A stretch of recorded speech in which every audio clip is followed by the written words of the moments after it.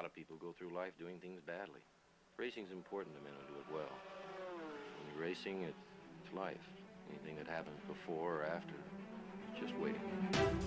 Matt Williams got a brilliant start from the third row of the grid. He's gone, he's hit him, he's straight off at the chase. A half-second lead. Oh, with the simmering car in the background. He has it. Oh, he's round on the last lap. There's a massive, massive accident. Next to the inside, what a move, what a move. Hello everyone and welcome to Surfers Paradise on the Gold Coast for the final round of the AMSOZ Enduro Championship, where we are certain to crown a champion tonight. More on that a little later. My name's Stairs for Apex Rear Wing TV and Short Shift Podcast, joined as always for the Supercar Enduro Championship by Bagzy. Hey, going Stairs, good to be here for the final round of our Endurance Championship here in AMSOZ. Certainly is. Bit of background on the racetrack ahead for tonight. We've got the, of course, the neutered version of the Surfers Paradise Street Circuit after the tram tracks were laid down, and so as such a little bit shorter than the old one that used to be the host of the IndyCar race back in the day. 102 laps around here for a race distance of a little over 300 kilometres. Anti-clockwise in direction, 15 turns, and of course with this category we're running the tyre wear at normal and fuel at ×2. Yeah, it's a shame that we don't have the old track, but this is what we have now thanks to the trams in the Gold Coast. Expect to see the cars on four wheels for about 85% of this lap because these curbs are absolutely murderous, and we're fully expecting to see some people on two wheels, especially through the over the back chicane, and we're expecting at least one person to roll into the fence, if not more, tonight. Yeah, I think one is probably a conservative estimate, and given the horror show that was Bathurst, where we ended up with three cars finishing the race, it would be a brave man to predict anything different tonight. Indeed, and for those three people who finished, or four people who finished across three cars, are the ones who are in contention for the championship, along with Will Devenish as an outside chance. Colin Warwick currently leading on 41 points, a third in Sandown, first in Bathurst. Brenton, Foley and Phillip Boak sharing the PBF Race Engineering car, the highest rated dual drive combination. They have a second in Sandown and a third in Bathurst. No win yet, which they'll be wanting to get here in Surfers Paradise. Lewis Wedding, a fourth and a second. He's 8 points back from Colin Warwick. And Will Devenish, who is a very outside chance. He had the one win at Sandown, didn't compete in Bathurst, so he'll be looking to, if he wins and everyone in front of him falls off the road or has a bad day, he will take an unlikely championship victory. So those are the potential winners, and of course only 3 rounds, which is why it's still so open. No action on the track just at the moment, even though there's still 2.5 minutes remaining in the practice session, and I believe that is because there is a driver's briefing that Lewis Wedding announced to the group would occur before the qualifying sessions, so obviously a few things to go through, and I guess probably very important that these things get addressed before qualifying, as it is such a short track. Traffic will be an issue in qualifying as well as the race itself. Yeah, also with the way that the pit lane feeds in to the first corner, you have to stay inside the yellow line and you cut the inside of the first chicane, but then you're essentially feeding straight onto the second apex of the first chicane. So you've got to be very careful when you're going through there, and you have to leave the space, as Fernando also would say, and there's no margin for error here, as Xerus would say. If you hit someone, you're going straight into the wall. Yes, we're digging into the quotes of many of our friends and heroes. You decide which order that is in, but I suspect that may well be something we have to do a little bit later on when we're not looking at as many cars as we're looking at now. Even a few of the drivers I've been chatting to prior to the race to get fuel numbers from suggesting that we may end up with less finishes than Bathurst, because the track has, in Brenton Foley's words, too much grip, and even without the curbs he rolls. So I don't know if that's the track or the mod or what, because I know the tyre grip has been improved. And well, when I say improved, I mean it's been given more grip. Whether or not that's actually an improvement, I'm not sure. Yeah, well, it's hard to, you'd be hard pressed to find a driver complaining about having too much grip in their car. I believe the only time I remember that happening was a Formula One driver in a free practice session who went out for a couple of laps, complained there was too much grip, and then came back in and never got an F1 car again. His name escapes me though. Oh, there you go. That's maybe that name will come to you if you have enough downtime in the race ahead. Good opportunity now to talk about the potential race strategies that we're going to have tonight. The drivers I spoke to, ranging in fuel usage from about 4.5 through to about 5 litres per lap, for which would net you race stint lengths of around about 23 to 24 laps. Now, there has also been a change to the to the series file to try to entice the safety car to come out at some stage during the race, which may well be a saving grace for us, as it'll give the drivers a couple less opportunities to crash. And well, if that does come out, it could spice up the strategy a treat and potentially make it possible to do on 3 stops, because without the safety car you probably fall about 6 laps short. Yeah, but you can certainly expect some of the more fuel sensitive people, say, to try and extend that without a safety car if one doesn't come out, and try and make a 3-stop work anyway, because that does save you a lot of time traversing through the pits. Most certainly does. Shout out to Mitchell Hathaway watching along, asking, do they all run no assists? As far as I recall, most of the assists are actually prevented from being used. You're locked into a cockpit camera, and most of the major ones like traction control and ABS are, if I'm not mistaken, they are set to not allowed, or if they are allowed, at a very low amount. Chanok Nissany, I just did a quick Google. That's the driver who had, he said the Minardi car that he was testing had too much grip, so he's probably, and it was too fast. So he's probably the only person to have ever said a Minardi is too fast. Yes, I don't think that is a series of descriptors that have ever been used for Minardi. Even, well, I was going to say, even when they had a fast car, I don't think, no, that never actually happened. So no wonder he didn't get another drive. That certainly makes a lot of sense. It appears that our driver's briefing has come to an end now. There are a couple of cars waiting at the end of the pit lane for the qualifying session to start. Head of that field is Thomas McMillan, who was running strongly in Bathurst last round until well, I can't remember exactly where it was he crashed, because so many people did crash around Bathurst, but he did have a fairly major off, which put paid to his chances for victory. So too Kurt Stenberg in the Apex car behind him. He crashed at the top of the hill as well, while leading quite comfortably. I believe McMillan's was at Skyline. He span going across Skyline. Ended up in the outside wall. Oh, he's up on 2 wheels Thomas at the moment, McMillan. I mean, I saw him doing that a lot during the practice session. You would have thought that he would probably take a bit more notice of those sausage curbs there, given that he was doing that in practice. So obviously in practice you're expected to do that, test the limits, what have you, but when you're in the qualifying session, and indeed the race itself, perhaps you would perhaps drive a little bit more within you, because of course a car that's on 2 wheels doesn't have the grip that you would want it to have. Yeah, it has the grip of a motorcycle, but with all the added extra weight, which is definitely not what you're after. No. Well, here he comes to cross the line. He'll be the first man to set a lap around here, up to the fastest part of the track here in 6th gear, around about 260 kilometres an hour before you throw on the anchors, and still up on 2 wheels, ever so close. A lot of cars taking that one through in 3rd gear, down to 2nd or 1st, depending on what your preference is for the slowest part of the track there in the turn 4 hairpin, about 60 kilometres an hour, and then back up this back straight along the beachfront, which you can't see, of course, down to your right. Now, this is one of the danger factors. You can take a lot of curb on the entry, but through the exit, you've got to be so careful, because those orange sausage curbs will throw you up in the air like it did just then, and of course that prevents you from getting on the power. Down to turn number 11 here, and a little bit of a staircase sort of section, not quite this like Adelaide Street circuit, but probably a little bit tighter.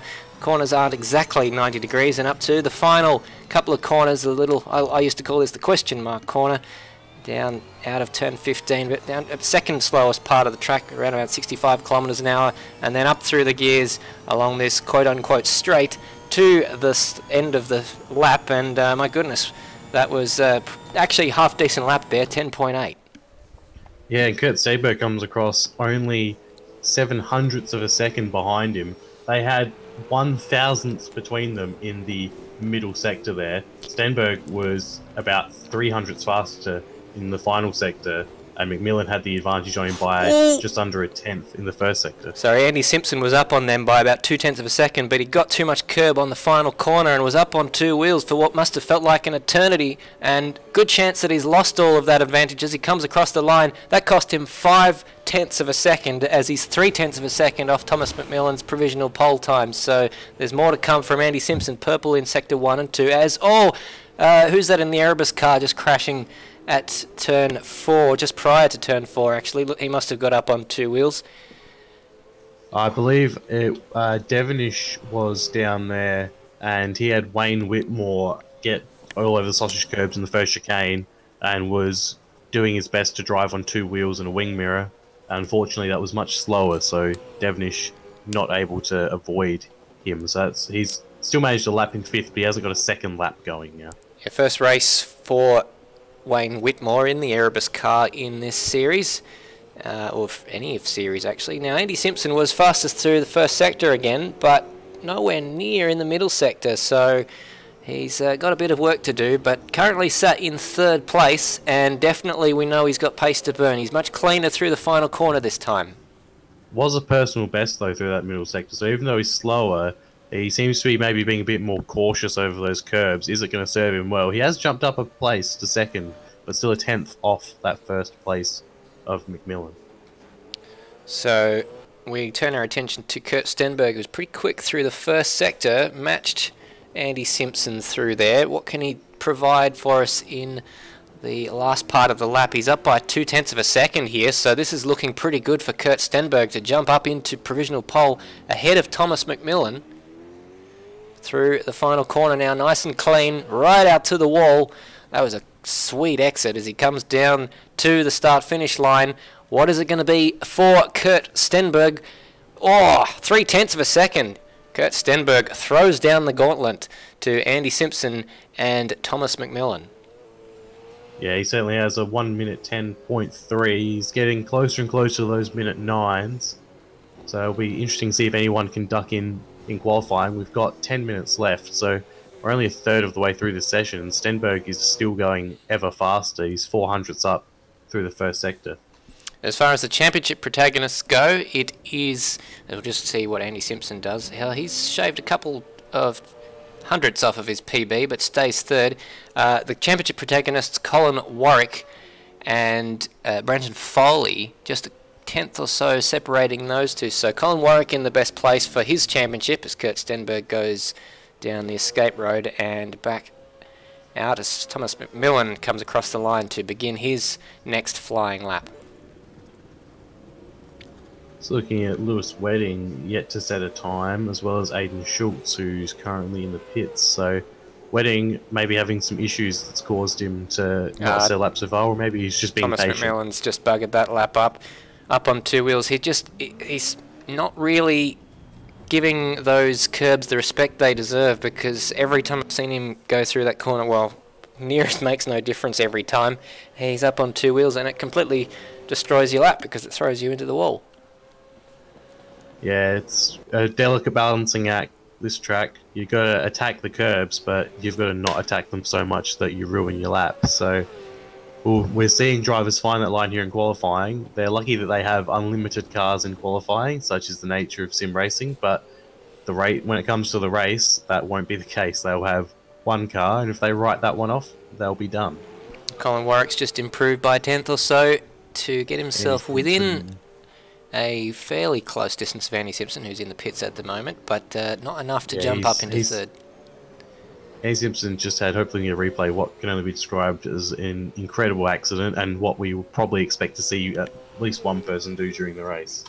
Yeah, which makes us, of course, worried after the shambles that was Bathurst with 3 cars finishing, and as such, Liam Harrison, or Madbird, who isn't going to be watching along this time like he did last time, providing me with facts, has graciously given me 9 Gold Coast Golden facts to disperse throughout the race, so I've got to ration them out at my discretion throughout the race if it becomes necessary. So stay tuned for Madbird's 9 Gold Coast Golden facts. Is it? Are you going to call out the fact that they're the golden facts beforehand, or are you going to leave it to the viewers to guess when a golden fact has come up? I think the more fanfare and I guess fluff filler that I precede each fact with, the better, actually. So you'll certainly know when each fact is being dispersed. Fair enough. Just looking, Kurt Stenberg looks like he's going to go faster again. He's done a 1:10.3 as his fastest, but he did a purple first sector and a personal best second sector. So as he comes across the line, is he going to be able to dip into the 109s?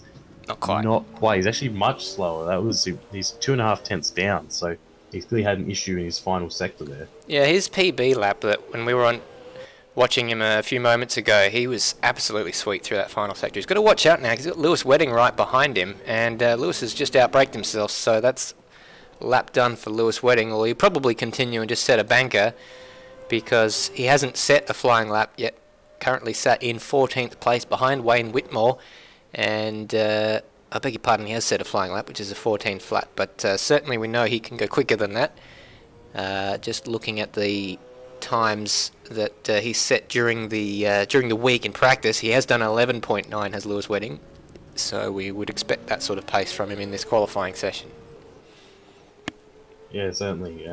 Although 11.9 would be enough to put him in 8th place currently. You'd think he might have been doing long fuel runs there and could go faster, but maybe grip level might not have been the same. True, and although maybe this track just doesn't drive with him. Potentially, but he, as far as these guys go, could be considered one who might just. He'll probably just be one of those drivers who gets it through attrition. And in terms of the cars ahead of him who finished the last race, we've got Colin Warwick and Brenton Foley. So he's third out of those guys. Not fair on Will Devenish, I suppose, since he didn't race in Bathurst and was very competitive in Sandown. So it's, of course, those guys who was ahead of him in Bathurst. It was just Colin Warwick and Brenton Foley. Beg your pardon, Brenton Foley was third, so it was Lewis Wedding actually second. So it's actually, if I revise my statement and get myself out of this hole that I'm digging for myself, I'd say that it's only Colin Warwick ahead of him who finished the last race. Yeah, speaking of people who didn't finish the last race, Greg Nangle is down in 11th at the moment. He was fairly competitive at Bathurst until he crashed. But he's a bit further down the field now. He's no shot at the championship, but he can boost himself up the rankings quite a bit because he only has the one finish of 10th at Sandown. We had 12 finishes at Sandown, which was quite incredible, to be honest, compared to when you compare it to Bathurst, 4 times as many. Exactly right. We've just been watching a fairly wild and woolly lap from Thomas McMillan, who had a huge amount of curb on the back straight corner, but he is going pretty quick at the moment, as we've seen Andy Simpson on the timing screens going pretty quick as well. So Thomas McMillan looks like he might improve by a 10th or so, but I reckon he could have been able to improve a little bit more than that if he'd been clean down the back straight chicane. And he's lost it there through turn 1, unfortunately. Put the inside. Much curb again. See what Andy Simpson can do. He's not got long now. No, he hasn't. He's got to get out. Although it is a short lap, so there is still 3.5 minutes left. There is time. But Andy Simpson, he was lighting up our timing screens just a moment ago. What can he produce as he comes across the line? No, he's only just off his PB, but that's 3.5 tenths off the benchmark laid down by Kurt Stenberg, who has just come a cropper by the looks of it, coming out of the pit lane. It seems like Kurt Stenberg's final sector is what separated him from the rest of them, because everyone seems to be up on their times through the first and second sectors. Simpson, is 3 tenths up on his PB and the fastest lap through the first sector, but it just seems like the last sector, Stenberg really hooked it all up and no one can match that. And it was clean. I think that's the main thing to take away from it. His final sector on his personal best lap, it was clean. He didn't attack the track with the sort of ferociousness that some of these guys are trying to do, and from what I've seen, it doesn't work. Simpson's 3/10 up through the second sector, and there's really only 3 corners after you do that. And so Fairly as he wide. gets as close to the wall as possible, Andy Simpson... Didn't trouble the apex on the way in, though. What's he going to do as he crosses the line?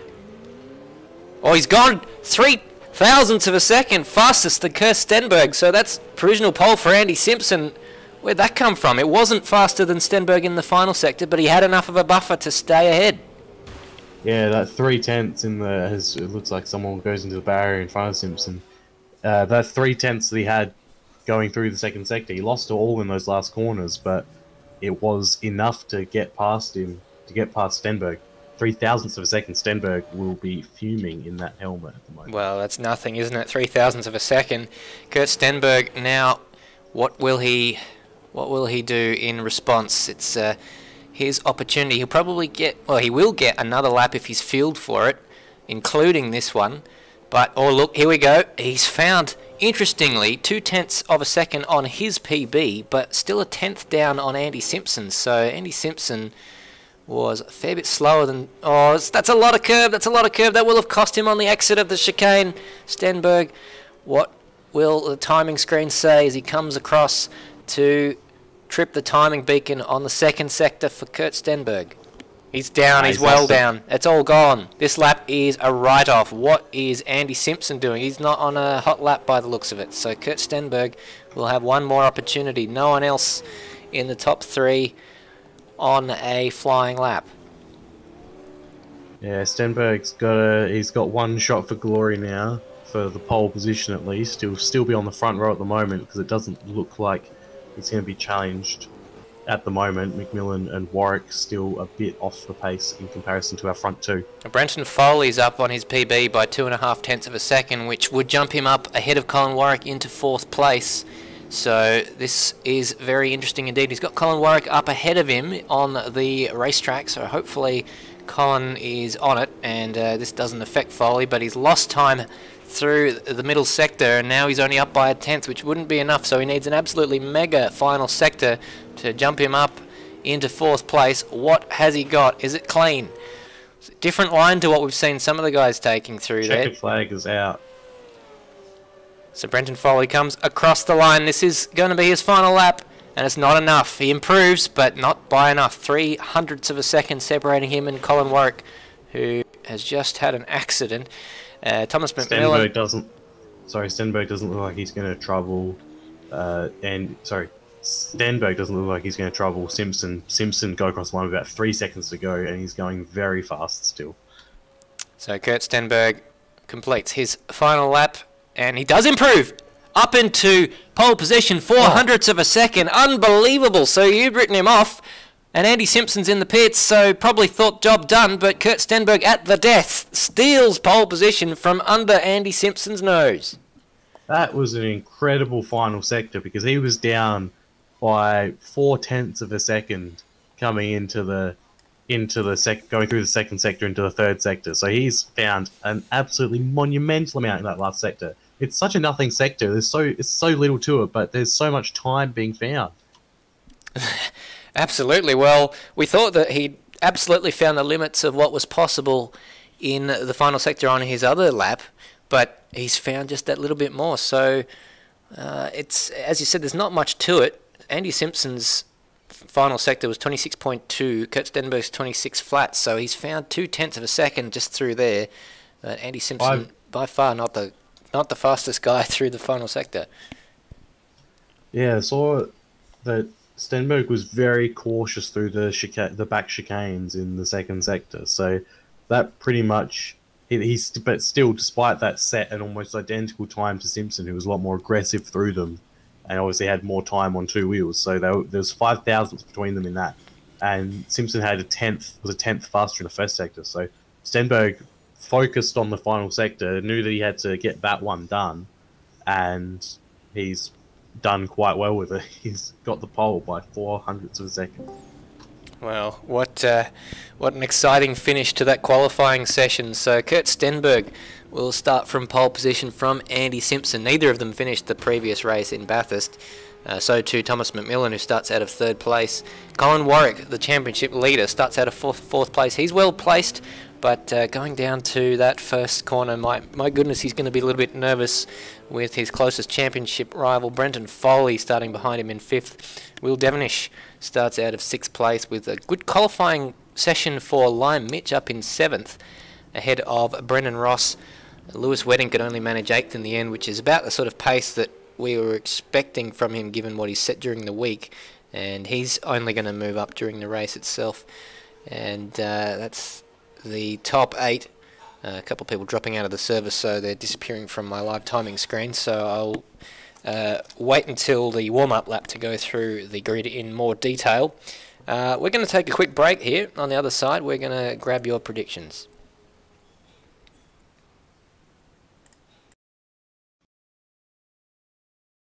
Racing's important to men who do it well. When you're racing, it's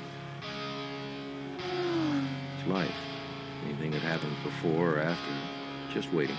And it's lights out and away we go. It's a great start from Sebastian Vettel. We come up the inside. McLaughlin uses it. They run, but the Red Bull Racing man has got through. The champion's done the job. They're all gone. They're all gone. Tander's off. McLaughlin's off. Make room. Richard Petty and Dale Earnhardt. There's another 7-time champ. Jimmy Johnson wins his 7th NASCAR Sprint Cup championship.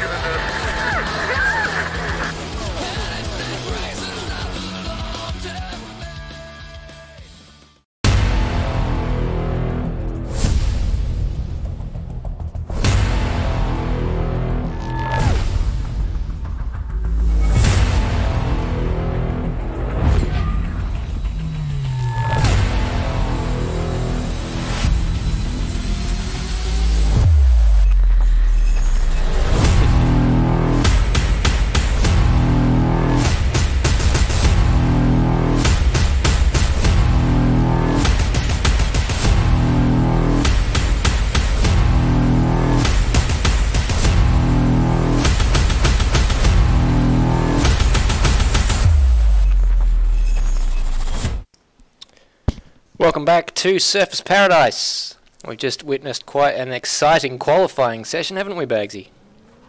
Yeah, one that has proven that you shouldn't write people off until they've actually crossed the line. Yeah, exactly right. Well, we thought that Kurt Stenberg had absolutely maximised the potential of the final sector, but we were wrong, as it turns out. Yeah, it's like I said in qualifying, it's such an innocuous, short little sector, such a nothing sector, but it's where you gain all the time here. Most certainly is. Well, having put qualifying in the books, what are our predictions for the race itself? I mean, we know pole's one thing, and in some cases we look at qualifying and say, well, the race is a bit of a foregone conclusion, but I think in tonight's racing, anything but. Yeah, it's definitely going to be a hard one to nail down because Stenberg and Simpson are so close to each other. They're definitely going to be battling, and is that battle potentially going to lure them or drop them back into the clutches of some of the other people? But also, we know that Bathurst was attritional and the walls are even closer here. The speeds aren't quite as high, but they're still high enough to end your race in a hurry. So, yeah, is it going to be the people who are careful who are going to win, or is it going to be the people who take a couple of risks? It's hard to tell. Personally, I think in terms of the championship and the race win as well, I'm going to go with Boak and Foley because they've been sticking together pretty well. They've been careful. And I think the fact that they've been driver swapping, they haven't made mistakes with it, and it's helping them put someone who's, they've been able to recharge their focus while they're not driving, get back into the car and keep that car going. So I think they'll take the win and the championship. Fair enough. Well, it's a bold call, but I like a bold call. And certainly we saw that even when they were a lap down in Bathurst, they just kept on plugging on, and it's kept them in contention. They ended up with a podium that probably wouldn't have expected when Boak was facing the wrong way coming out of Griffin's Bend. And they need probably a little bit of luck, but they're the closest there to capitalise if anything happens to Colin Warwick.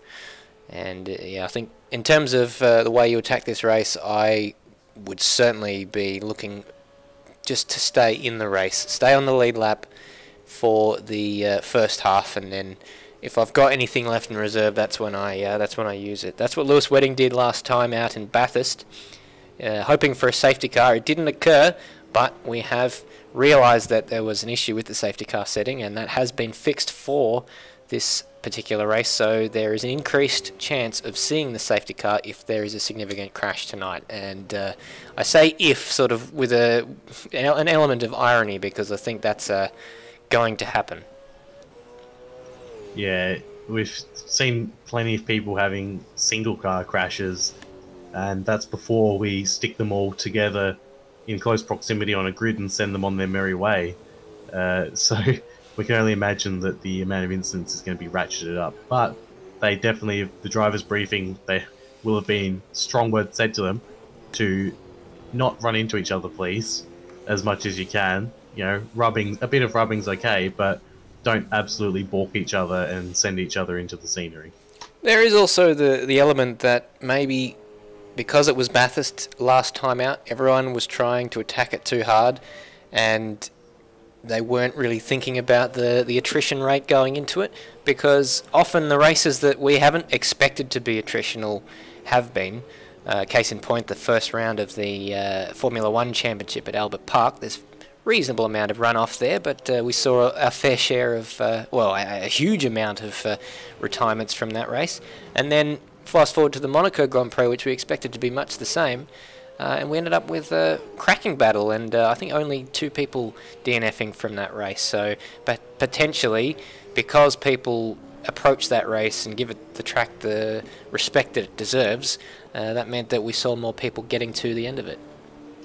Yeah, they're certainly a lot more conscious of the issues when especially when it's hammered into them, I guess. You know, everyone talks about Monaco as being the ultimate challenge. It's also closed in, but then people are more careful, and you know, you do get those battles, and the ones who are, you know, there becomes the fine line of, sure, you're being more careful, but are you slowing yourself down too much?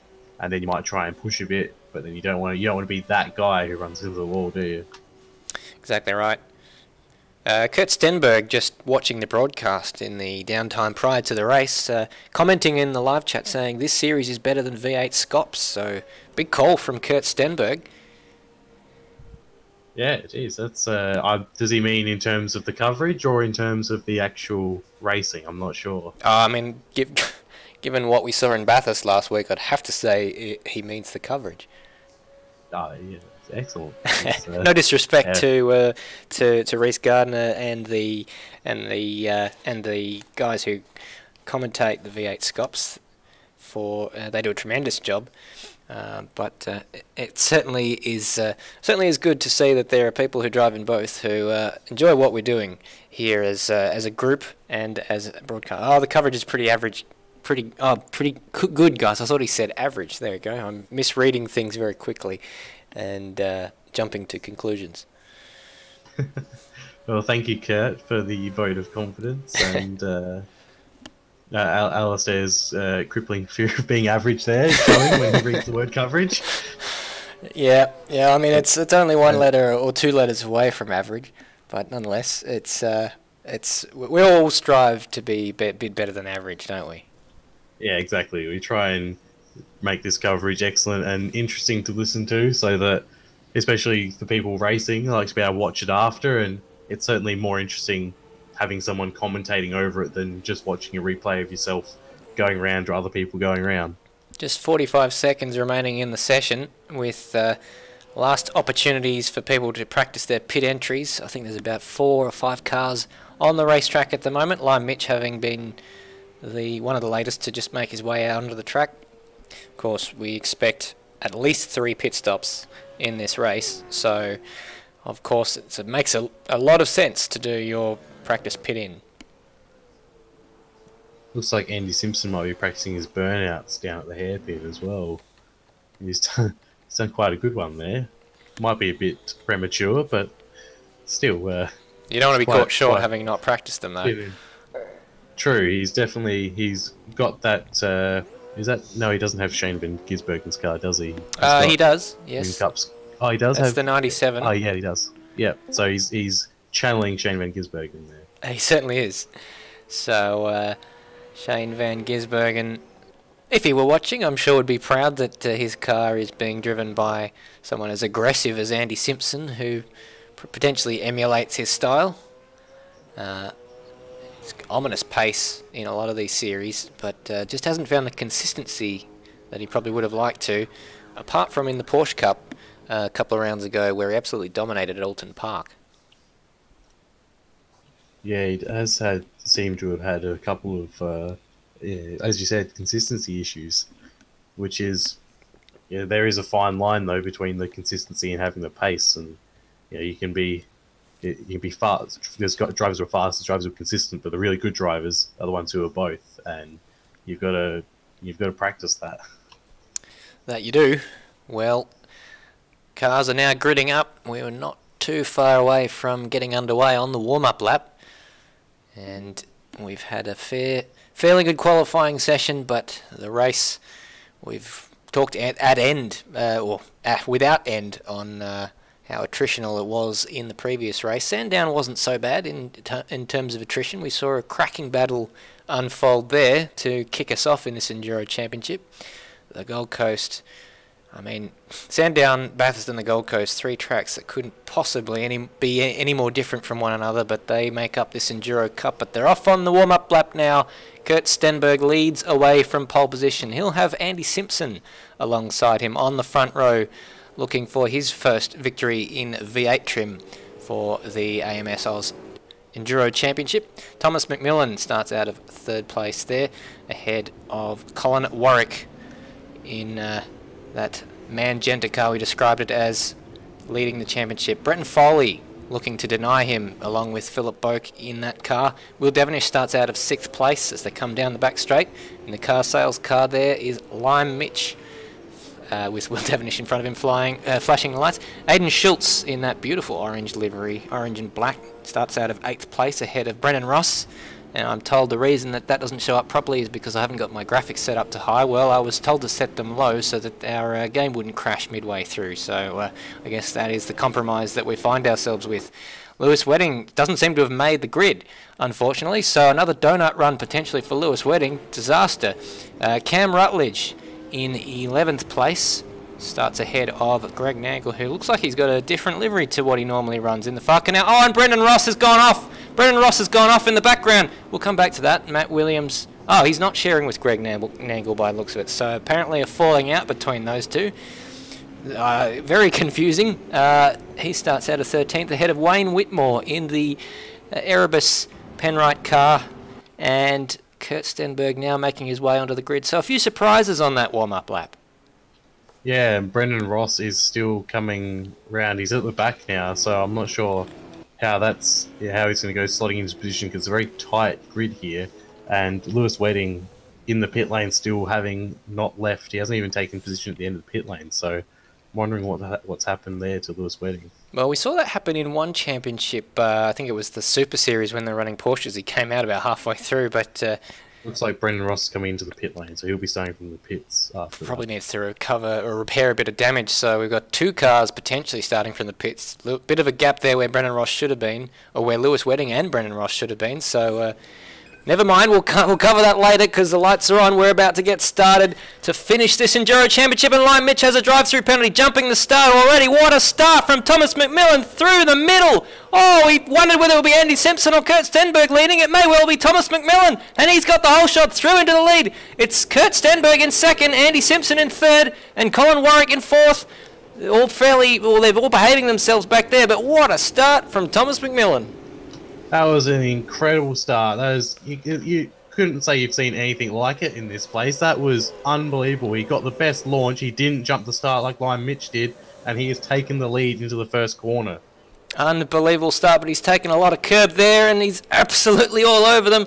Now we're waiting to see if anyone rolls it on this first occasion through the curbs on that chicane. Doesn't look like he has managed to. So Lewis Wedding has got underway, so he made it into the pit lane just before Brendan Ross. So they're both underway. There we go. We thought maybe he wouldn't have made it, so he stays in the championship hunt. He needs a safety car and a lot of luck. And yeah, there you go, Brendan Ross at the tail of the field with Lewis Wedding just ahead of him, but they're a full sector behind. Thomas McMillan leads as they come down the straight for the first time. And is he going to be able to rein it in over the curbs? Because that was the issue that we saw. We've got a move coming on for second. Andy Simpson just blasts past Kurt Stenberg. What a move there. It's almost like Kurt Stenberg wasn't even moving. Yeah, absolutely flew past him there. Thomas McMillan's taking care. Oh, Stenberg's going back at Simpson. Oh, and Andy Simpson into the wall. A little bit of a bump and run there. I'm not sure. Was there contact there, or did Simpson just outbrake himself into the corner? It's hard to tell from the angle I had. Yeah, let's have a replay on board with. Let's go with Andy Simpson. Actually, no. Let's go with. If we can find the onboard from Kurt Stenberg. Oh, it is difficult to see. Andy Simpson's had a big moment over the curbs, and he's lost several places. He's lost 3-4 places. Oh, he's stopped. What's happened there? Oh, he's found a gear, has he? Or what is going on? Let's go for another replay. Andy Simpson commanding a lot of replays in this early stage of the race. Yeah, a lot of curb there. Oh, that was straight into the wall. He's probably carrying damage from that. It was an awkward angle to hit his steering into the wall. And he's got himself going, but he's down in 11th place, so it's all fallen apart for Andy Simpson, starting on the front row, now back in 11th after falling back to 3rd on the first lap. Yeah, just have a look, get a shot of it. The front left of his car is very much caved in, so he looks like he'll be coming straight into the pits to try and get that fixed. Well, he is indeed, so that's costly for Andy Simpson. We thought he was in with a shot of winning this race, but it didn't work out for him. So that moves Brendan Foley up into 4th place, Colin Warwick up into 3rd. Thomas McMillan starting to check out at the front of the field. 3 seconds ahead. We caught him just as he was bouncing over the curbs. So he has a fair advantage, but it's still early days yet. Yeah, Thomas McMillan has already taken out 2 cones on the apexes of these chicanes, so he's definitely been very aggressive, and the fact that he's already 3 seconds ahead, he probably needs to just chill out a little bit, really, because at the rate he's going, he's going to have a lap on the field in about 50 laps and then crash into the wall if he makes it that far with his aggressiveness. One interesting point that was raised by one of the drivers to me is that if you have to cut the back chicane because someone has crashed or for whatever reason you're avoiding something, or even if you've just made a mistake, that's 2 track cuts in one. So that's something to keep an eye on, because that could certainly rack up the penalties very quickly indeed. We know Liam Mitch has already had one, and he's dropped to 13th place as a result of that. Only Andy Simpson behind him. That not for track cutting, of course. That was for jumping the start.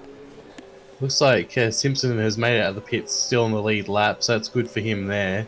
He's absolutely murdering those curbs there, but McMillan is only a couple of seconds behind him, so Simpson will be getting blue flags very, very soon, which is not what he was hoping for only 2 laps ago. No, what Andy Simpson wants right now is a safety car, and I guess tonight will be our first indicator of whether that change to the series file has had any effect on that.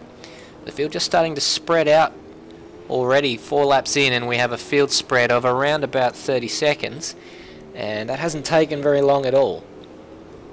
Yeah, it's partly because of the people who have had issues or started from the pit lane. Wedding, Ross starting from the pit lane, Ross due to that incident on the first lap, and looks like Simpson's let McMillan through already, so he's probably going to try and latch onto the back of McMillan and keep the pace up.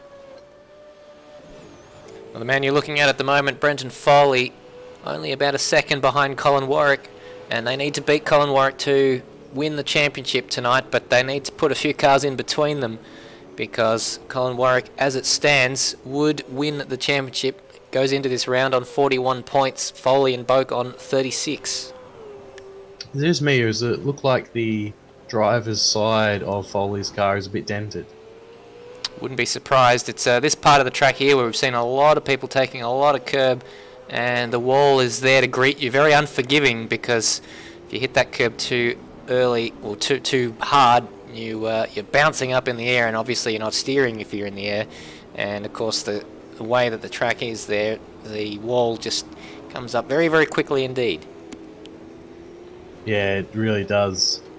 Things. Also, some of the things that you might see cars getting a bit crazy as they go over the curbs. It's generally due to a bit of lag, because the game's trying to show you what's happening, and it might be a bit incorrect. So we might react to some things that don't actually. They look like they're entirely out of control, but they might not be.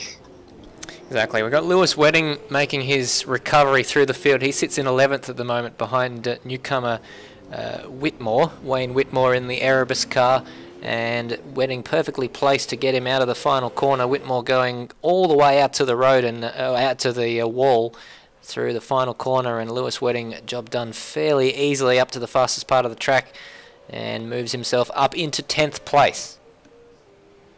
Yeah, he's only, I say only, he's 30 seconds off the lead, but considering how far behind you have to start when you miss the start, he's done pretty well to not lose too much, and he's got some clear track ahead of him for now.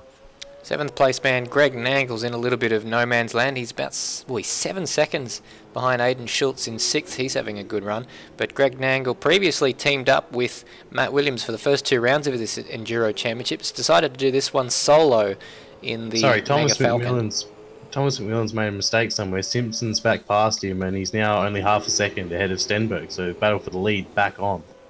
Very, very bizarre. So that's happened much longer ago than the replay is able to find. So we've got this awkward 3-car train with Andy Simpson almost a lap down, and Kurt Stenberg and Colin Warwick behind. And Thomas McMillan behind. So Thomas McMillan still leads, but his gap reduced quite a lot. Yeah, just looking at the last lap. Oh, that's a lot of curb! Thomas McMillan in the wall. He's going to have damage from that. Kurt Stenberg is going to go through. He tried to squeeze him into the wall, did McMillan, but Kurt Stenberg currently taking the lead, and Thomas McMillan currently crashing. Yeah, straight into the wall there. The driver's side front of that car is absolutely caved in. The front left is smashed in just as much as Andy Simpson's was. And McMillan, has he cooked his engine there? It looks like he might have, and we've got a full course yellow pending. So the safety car looks like it will be out. Vauxhall and neutrals for McMillan at the moment. And Andy Simpson rejoices because he will get his lap back. He will go to the back of the field and be able to make his way through. And we're now looking at the Surrey side of Thomas McMillan's car. He's quick, but I have to say that was very predictable. Yeah, we said from the start of the race, as he retires from the race, we mentioned that could be an issue where he's being very aggressive. I said if he makes it, he could be a lap ahead by lap 50 at his current pace, but he did not make it to lap 50. He made it to lap 7. As we've got activity in the pits, Rutledge and Matt Williams, 7th and 8th, both in the pits. Well, it makes sense for them to come out and do their pit stops, and that will mean those guys will be placed fairly well if these other guys don't come into the pits. But I think it makes sense to stay out at this point. Wedding and Ross also come in. Well, I guess if you pit now, we said that you need to save about 6 laps worth of fuel. If you pit now, you know you're going to do 3 stops from here, and this one's essentially free. That is true. So 4 guys in the pits: Wedding, Ross, Williams and Rutledge, all pitting on lap 8. Williams has jumped Rutledge in the pits there, I believe. Yes, well, it appears he is ahead of him. So good job from the pit crew for FCR. And Matt Williams well placed. Just noticing that Andy Simpson decided not to pit, which was probably a good idea, because I think the amount of time he was stationary, he would have ended up going a lap down, despite the safety car taking them around at quite a slow speed. Yeah, we caught a shot of them actually just going through turn 4, and Andy Simpson was only just ahead of the safety car, so he made the right choice not to pit. He might be able to pit on another lap on this during this safety car period. He'd be able to hit this lap fairly safely. Well, we've got Phillip Boak. Sorry, Brenton Foley has come into the pits. So so interesting that. That is Maybe. a big call for the championship. Yeah, they're gonna. Are they gonna do a driver swap very early on here, or is it gonna keep Foley in the car for now? He's the only man who's opted to come into the pits at this early stage on this particular lap, apart from everyone who pitted on the previous lap. So all the other leaders have stayed out, and Brenton Foley comes into the pits. Doesn't change drivers, so he's stayed in the car, and he'll drop down to 11th, which means he's behind Andy Simpson. In fact, he's going to be behind a few other guys as well. Lewis Wenning and Brendan Ross still racing to catch up to the safety car, so certainly doesn't give them track position, but we've got a long way to go here in this race to see exactly how that plays out. Yeah, it's going to be very interesting. I'm wondering if they didn't quite get to they were past the pits by the time they realised the safety car was called. So safety that's car why is they've had to having come in here. a lot of difficulty staying in a straight line. Guy wiggling the steering wheel like he's trying to see if there's something loose on the front suspension or something like that. But Brendan Ross, even on the safety car lap, catching up, is almost rolling his car over those curbs. So Foley now last on track. The Foley-Boak combination championship contenders are in 13th and not pitting, and in 2nd, Colin Warwick, current championship leader. So our 2 championship contenders are on split strategies. So we're going to see how this pans out for them. Just going to have a look to see if the lights turn off on the safety car or if we'll be going around for another lap. so far still on. These will be nervous moments for these drivers. We haven't had a safety car for quite a while in AMS Oz, and I wonder if we've all remembered the rules regarding safety cars. No passing before the line, hold the speed, and we've got another car coming in, and that's Will Devenish. And Nangle. Oh, and Nagle's nearly right. run into the back of Devenish there. Oh, he wasn't expecting it. We've also got Andy Simpson in, so that makes sense from his point of view. There's nothing to lose. So Simpson in again. Oh no, he didn't. No, because he didn't pit because he would have gone a lap down. But Nangle and Devenish there. That was reminiscent of Gold Coast. Was it this year or last year where that? A bit like Heimgartner at the Bend this year as well. Yeah, indeed. Rear-ended Tander, so that was a bizarre moment in this race, but well, Simpson didn't have track position anyway, so it makes sense to get a load of fuel on board. Colin Warwick will probably be a bit worried if he hasn't done his sums, but this is our 3rd lap under safety car, so the longer this safety car goes on, the closer you are to being able to make the 3-stop strategy work. Yeah, it's... You need another safety car though, you can't do it on one. I think they might be able to do it on one safety car, potentially. You'd have to do some fuel saving during the race, because we're pretty sure they could have saved 6 laps of fuel without a safety car, just being a bit more gentle. Well, you have to be very gentle. You'd have to be Lewis Wedding style gentle, I think. Indeed. I mean, you were sceptical in the pre-race, so I think 6 laps with a safety car is possible to save, but without one it would have been very, very, very difficult. Yeah, it would have been. Whoops. Just looking at Foley, he'll be happy to have seen Devenish, Nangle and Simpson going to the pits, because that means there's 3 people that he no longer has to pass, and 3 less people between him and Colin Warwick. They are in the thick of it, and it is going to be dangerous in that midfield, but less dangerous with a few of the guys staying out. So we got the field just making their way. Oh, we got... Oh, no. The safety car's come to an absolute stop, and Kurt Stenberg has crashed into it, and we've got all sorts of chaos kicking off behind. What a strange thing for the safety car to do. It came to a complete stop. Kurt Stenberg, defenceless on the brakes, but hopefully it's not done too much damage. The restart goes... and forgive us for being a little bit distracted by that, because so many people caught out there, but he's in the lead. Takes a lot of curb there. Colin Warwick in tow. Aidan Schultz is in 3rd place. Wayne Whitmore will be a little bit surprised. And the move going on there on Lime Mitch by Matt Williams, and I don't think he's quite got the job done. They're side by side coming up the back straight. Looks like Line Mitch might have Williams there because this is not an overtaking spot on the track.